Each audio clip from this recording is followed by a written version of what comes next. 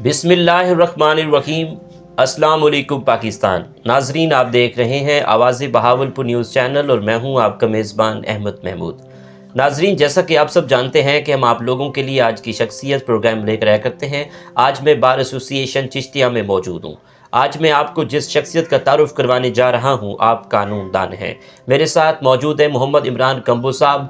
आप general secretary bar association Chishtiya में election contest कर रहे हैं। आज हम सर की प्रोफेशनल लाइफ के हवाले से बात करेंगे, कानून के हवाले से बात करेंगे। जब आप जनरल सेक्रेटरी बन जाएंगे तो इस बार को लेकर क्या इस्लाहत लाएंगे, वकुला साहबान के लिए क्या डेवलपमेंट करवाएंगे। तो आइए बात करते हैं, मुलाकात करते हैं। अस्सलाम वालेकुम जनाब। जी वालेकुम अस्सलाम। कैसे हैं आप? अल्हम्दुलिल्लाह, आप सुनाएं कैसे? अल्हम्दुलिल्लाह सर।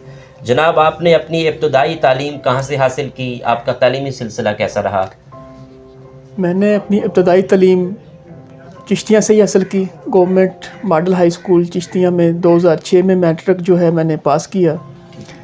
उसके बाद मैं जो हूँ बहावलपुर टेक्निकल कॉलेज में चला गया, वहाँ पे डिप्लोमा किया। ठीक। और उसके बाद मैंने जो है वहाँ से इस्लामिया यूनिवर्सिटी के थ्रू जो है बीटेक ऑनर्स की डिग्री मैकेनिकल में मैंने पास की। माशाल्लाह। और उसके बाद मैंने एलएलबी जो है चिश्तिया लॉ कॉलेज चिश्तिया अपने फिर अबाई शहर में ही यहाँ से ही हासिल किया। माशाल्लाह। 2018 में मैंने कंप्लीट किया। ठीक। और एलएलबी कंप्लीट करने के बाद 22/11/2018 को मैं बतौर professional advocate bar association Chishtiya का मेंबर बना। माशाल्लाह। और 2021 में हाई कोर्ट का मैं एडवोकेट बना। और स्टिल मैं जो है पहले दिन से ही जो है प्रैक्टिसिंग एडवोकेट हूँ और प्रैक्टिस कर रहा हूँ। ठीक। अच्छा जनाब, ये वकील बनने का शौक़ कैसे पैदा हुआ? आपको खुद शौक़ था या वालिद साहब ने कहा कि वकील बनते हैं? इंसान ने जो है अपने प्रोफेशंस का चुनाव करना होता है। बिल्कुल। जो मेरी बाकी तालीम रही टेक्निकल एजुकेशंस, वो मेरे बुज़ुर्गों ने कहा मुझे कि आप टेक्निकल लाइन पे जाएं। मगर मेरी जो ज़ाती ख्वाहिश थी, ज़ाती राय थी, वो मेरी जो है मैट्रिक से ही मैंने अपने आप को एज़ प्रोफेशनल जो था वो लॉयर्स के तौर पे देखा था। तो मैंने उसी को कंटिन्यू करते हुए बड़ों को भी मैंने एहतराम किया, उनकी बात को भी मैंने कंसिडर किया। वो डिग्री भी मैंने कंप्लीट की और मैं बीटेक ऑनर्स मैकेनिकल में इस्लामिया यूनिवर्सिटी बहावलपुर से गोल्ड मेडलिस्ट भी हूँ। माशाल्लाह। और उसके बाद एलएलबी जो है वो मैंने फिर अपनी ख्वाहिश पे जो था, मेरी एक ज़ाती मामला था, तो मैंने उसको जो है कंटिन्यू किया। इसमें यही है कि लोगों को मेरा अक्सर मकसद जो था, कम से कम जनरल पब्लिक जो है, जो एक आम पर्सन है, मैं उसके लिए आवाज़ बन सकूं, उसके हकूक़ का तहफ़्फ़ुज़ कर सकूं। कोर्ट्स के अंदर देख लें, जर्नल हमारे मामलात हैं, हमारी जिस सोसाइटी से हम बिलोंग करते हैं, वहाँ पे हमारा जो कमज़ोर तबका है उसको प्रॉपरली जो है ना जी गाइडलाइंस नहीं मिल पाती।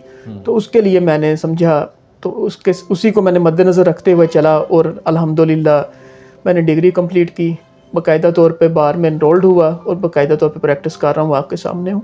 ठीक। एक अच्छे वकील में क्या खसूसियात होनी चाहिए? वकील जो है बेसिकली नाम तो अल्लाह पाक के नामों में से एक नाम है अल वकील, और उसी तरह से मैंने भी प्रोफेशन में लिया। खसूसियात जो हैं जी, वो हमदर्दाना तौर पे तो अपनी इंसानियत के साथ हैं ही। इंसानियत का तहफ़्फ़ुज़ है, इंसानियत की बुर्दबारी के लिए है, आपने एक बुर्दबार तौर पे लें। मगर जब हम प्रोफेशनल की बात करते हैं एज प्रोफेशनल एडवोकेट को, तो एडवोकेट को अपने वेल लॉ नोइंग होना चाहिए। उसे जो है प्रोफेशनलिज्म और लॉ के ऊपर टोटली ग्रिप होनी चाहिए। वो प्रोफेशनल इस एंड पे हम कह सकते हैं कि जिस क्लाइंट को वो रिप्रेजेंट कर रहा हो, उसके हकूक़ जो हैं उनको इसी तरह कंसीडर करे जैसे उसके अपने ज़ाती हकूक़ हैं। जब एक क्लाइंट हमारे पास एक प्रोफेशनल एडवोकेट के पास जाता है, तो उसकी इज़्ज़त, उसकी शोहरत, उसकी नेक नामी, उसकी जायदाद, ठीक है, ये सारी चीज़ें ऑन स्टेक होती हैं। तो वो एज़ हमारे पास वो सारी चीज़ों को लेके आता है। इन सारी चीज़ों को हमने उसको कंटेस्ट करना होता है, उनका दफा करना होता है। और ये एक प्रोफेशनल एडवोकेट को चाहिए कि वो बाकायदा तौर पे दुरुस्त अंदाज में उसकी जो है वो रिप्रेजेंटेशन करे, उसको बाकायदा तौर पे लॉ के ज़रिए जो बेसिक राइट्स हैं जो हमारे, उनको मद्देनज़र रखते हुए उसके हकूक़ का तहफ़्फ़ुज़ करे। तो मैं समझता हूँ कि एक एडवोकेट को एडवोकेट के साथ साथ उसमें जो है ना जी बुनियादी इंसानियत के वो भी लवाज़मात जो हैं वो ज़रूरी हैं, और इंसानियत उसके बगैर तकमील नहीं करती। ठीक। पाकिस्तान में इंसाफ की फरहमी को बेहतर करने के लिए एज अ कानून दान आपकी क्या तजवीज़ है? पाकिस्तान में लॉ के कवानीन के ऊपर अगर बात करें तो बेतहाशा कवानीन हैं, इसमें तो कोई राय नहीं है। नंबर ऑफ़ जो है इसमें हमारे पास लॉज अवेलेबल हैं, एनेक्टमेंट्स मौजूद हैं, पार्लियामेंट अपना अपने लॉज बना रही हैं। मगर प्रॉब्लम यह है कि हम जिस सोसाइटी से हम पाकिस्तान जो है बेसिकली अभी तक डेवलपिंग कंट्रीज़ में है, वहाँ यहाँ पे हमारे पास जो लोग हैं हमारे, उनके पास अपने वसाइल इस कदर नहीं हैं कि उनको हर बंदे को उसकी पता चल सके कि उसकी क्या राइट्स हैं, क्या ड्यूटीज़ हैं। तो इस हवाले से सबसे ज़्यादा जो है ज़रूरत हमें यहाँ पे रहते हुए लोगों को अवेयरनेस दी जाए जी। जो आम जनरल पब्लिक है उसे अवेयर्ड हों, उन्हें पता चले कि क्या उनके राइट्स हैं, क्या स्टेट की हमारे ऊपर क्या रिस्पॉन्सिबिलिटीज़ हैं एज लाइंग पर्सन, ए लेमैन, हमारे ऊपर क्या रिस्पॉन्सिबिलिटीज़ हैं, हमने किस तरह से स्टेट का दिफा करना है, स्टेट ने हमारे ऊपर किस तरह से हमारी माइशत को ले लें, हमारी जो है बेसिक फंडामेंटल राइट्स हैं उसको ले लें, हमारी इलेक्ट्रिसिटीज़ देख लें। लोगों बेचारों को ये नहीं पता कि जब भी आपको कोई जो एक ऐसी जो फंडामेंटल जो हमारी एक क्लियर कर दी गई है ज़रूरियात, उसके ऊपर अगर सप्लाई को बंद करना है तो हमें उसका बाकायदा तौर पे नोटिस होना चाहिए। हमारे ऊपर बिलिंग के मामलात हैं तो उनके ऊपर लोगों को बेचारों को नहीं पता, जो कह देता है जिस तरह से सुना किया देखा वो एक भेड़ चाल की सूरत में बना हुआ है। तो इसके लिए सबसे ज़्यादा मैं समझता हूँ लॉ बनाने की नहीं, लॉ की इम्प्लीमेंटेशन के साथ साथ सबसे ज़्यादा अवेयरनेस की ज़रूरत है। लोगों के हमें इस चीज़ को बावर करवाने की ज़रूरत है भी लॉ जब तक नहीं होगा, लॉ की इन्फोर्समेंट जब तक नहीं होगी, लॉ के ऊपर जब तक हम अमल दरामद नहीं करेंगे, तब तक जो मर्ज़ी हम जितनी मर्ज़ी स्टेट को हम ज़्यादा से ज़्यादा मुश्किल बना लें लॉज को, जितनी मर्ज़ी हम स्ट्रिक्ट उसकी पनिशमेंट्स कर लें, मगर उस वक्त तक हम एक जो है बाकायदा तौर पे एक स्टेट की शक्ल में नहीं आ सकते। तो मैं इसको कंक्लूड इस अंदाज में करूँगा कि जो लॉ है इसकी रिस्पॉन्सिबिलिटी जो है वो अदारों पे ज़्यादा है कि वो लोगों को बावर करवाए। एक जो है बाकायदा तौर पे प्रोग्रामिंग होनी चाहिए, लोगों को पता चले कि हमारे जो है वो स्टेट की क्या रिस्पॉन्सिबिलिटीज़ हैं और स्टेट के अदारे जो हैं वो हमारे नुमाइंदे हैं। हम स्टेट के हम जो पर्सनस हैं, जो हम यहाँ पाकिस्तान के पाकिस्तानी हैं, शहरी हैं, पाकिस्तान से जो हम रहने वाले हैं, जितने भी अदारे हैं हमारे ही टैक्सेस से, हमारे ही जो हम अदा करते हैं, स्टेट को रेवेन्यू जनरेट करती है, उन्हीं से वो पे जाती हैं। तो इसमें अदारों को चाहिए कि वो हमारे जो लेमैन हैं, जो आम पर्सन है, उसके साथ भी वैसा ही ट्रीट करे, वैसे ही सलूक करे जिस तरह एक किसी प्रोफेशनल बंदे से करते हैं। तो ये जो तजाद है, जो डबल पुलिसी है, ये नहीं होनी चाहिए। ठीक जी। चिश्तिया बार एसोसिएशन के क्या मसाइल हैं जिन पे आपका फोकस हो कि इनको हल होना चाहिए? हमारी बार जो है तहसील चिश्तियाँ यहाँ पे आबादी के लिहाज से तकरीबन सब तहसीलों से बड़ी तहसील कंसीडर होती है डिस्ट्रिक्ट भावलनगर की। कोर्ट्स जो हैं हमारे तकरीबन सिविल कोर्ट्स 5 हैं, 3 हमारे पास एडिशनल कोर्ट्स हैं, एडिशनल सेशन जजेस की। इसमें फर्दर जो है वो इजाफ़ा वो भी रिक्वायर्ड है, जैसे हम केसेस की रेशो है उसके मुताबिक भी जो है वो इजाफ़ा होना चाहिए इसमें। इसके साथ साथ जो हमारे लिटिजेंट्स हैं उनके लिए भी सहूलियात होनी चाहिए, उनके लिए भी प्रॉपर कन्वेइंग का जो निज़ाम है वो भी होना चाहिए। जो हमारी बार है यहाँ पे इस टाइम पे 370 के लगभग जो हैं 2023 में जो है अब तक एनरोलमेंट्स हो चुके हैं वकला। ठीक। अच्छा जनाब, मैं अब आपसे पूछूंगा कि आप जनरल सेक्रेटरी के उम्मीदवार हैं बार एसोसिएशन चिश्तिया में। इन फ्यूचर जब आप जनरल सेक्रेटरी बन जाएंगे तो आपके क्या प्लान्स हैं, इस बार को लेकर क्या डेवलपमेंट करवाने का इरादा रखते हैं? जी, इसमें बार के जो मामलात हैं, सबसे पहले तो हम जूनियर्स वकला जो हैं जी उनका शदीद बहरान है चैम्बर्स का।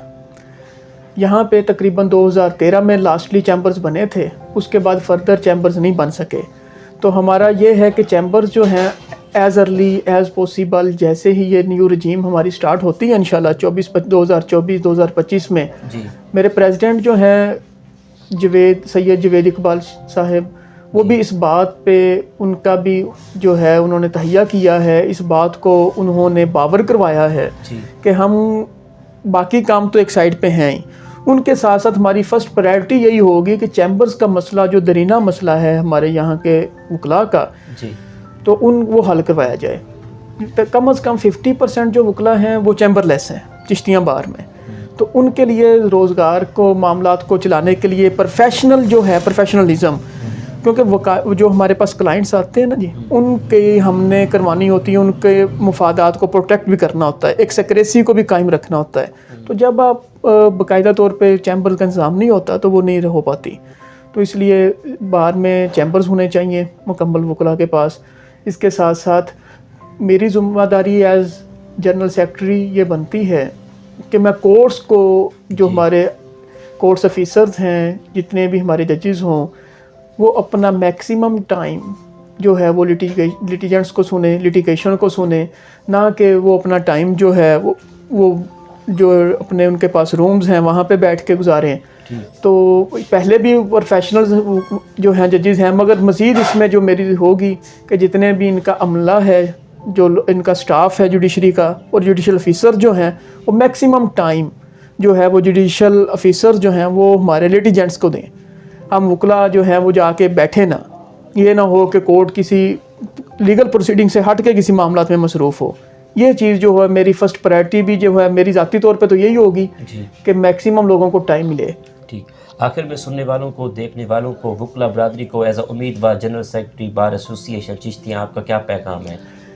बार एसोसिएशन चिश्तियाँ के हवाले से तो मैं यही पैगाम कहूँगा कि अपने नुमाइंदा को इंतखाब करते वक्त ये ज़रूर ख्याल करें कि वो प्रोफेशनल हो, उसका जो है किसी किस्म का लोगों के साथ, अदलिया के साथ, जनरल पब्लिक के साथ कोई ऐसा मामला ना हो कि जिसकी वजह से कल को ये समझा जाए या ये देखा जाए कि कहीं ये बार के नाम पे कोई जो है कदगन तो नहीं लगेगी। इन चीज़ों को भी ज़रूर मद्देनज़र रखें। और जनरली भी मैं यही कहना चाहूँगा कि एज़ वकील, एज़ एडवोकेट, जब हम एक मेंबर किसी बार में जाता है तो वो बार की नुमाइंदगी के साथ साथ वो अपने पूरा प्रोफेशन जो है ना, ये प्रोफेशन ऑफ लॉर्ड्स कंसिडर होता है जी। तो ये प्रोफेशन ऑफ लॉर्ड्स हम देखते हैं तो इसमें उसको भी नुमाइंदगी जो है ना वो एक ऐसे अंदाज में करे कि उसके जो साथी हैं, जो उसकी बार है, उनको भी रश्क हो उस पर, उसको ज़ाती तौर पर रश्क हो ही अपनी ज़ात पे, तो उसके जो साथी हैं उनको भी रश्क हो, उस ग्रुप को भी रश्क हो कि ये बंदा, ये इंसान जो हमारे साथ खड़ा है, इसके ऊपर हमें जो है हमारा सीना, हमारा कद भी ऊंचा होगा, ना कि हमें जो है वो थर्ड पर्सन आया कि हमें कम से कम ब्लैक मेलर या फ़लाँ या कोई ऐसा वैसा लक़ब नहीं मिलेगा, बल्कि ये कंसिडर किए जाएंगे कि हम एक प्रोफेशनल वकला हैं और हम लोगों को प्रॉपरली जो है उनके लिटिगेंट्स हैं उनके राइट्स को प्रोटेक्ट करें। ठीक, बहुत शुक्रिया, अल्लाह पाक आपको कामयाब करे। आमीन। थैंक यू जी। तो नाजरीन, आपने आज की शख्सियत प्रोग्राम सुना। एक नए प्रोग्राम में मुलाकात होगी, तब तक अल्लाह हाफिज़, अल्लाह निगहबान, पाकिस्तान जिंदाबाद।